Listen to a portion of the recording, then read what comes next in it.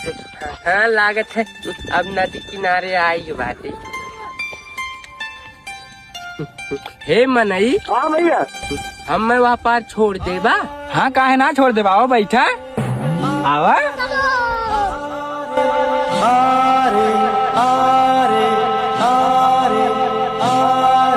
अच्छा हे बाबू तू कहाँ जात है? तूने हमार बचपन में बियाह हो रहल त हम जात है अपने ससुरारी। अच्छा तो ससुररिया कुछ लऊ जात है? हाँ हमार माई ठोकवा छान के देल है। हमारे अम्मा ठोकवा बहुत पसंद है। अच्छा तू अपने मेहरुआ ताई क्या लेके जाते है? अपने मेहरुआ ताइन। हाँ अपने मेहरुआ ताइन काजल लिए हैं और टिकुली लिए हैं। अच्छा और ओठलाली लिए हैं। अच्छा और ब्लाउज लिए हैं। हाँ। और साया लिए हैं। बकिन तो सैम डोरिया ना। अच्छा हे बाबू तू अपने सड़वैनिया ताई का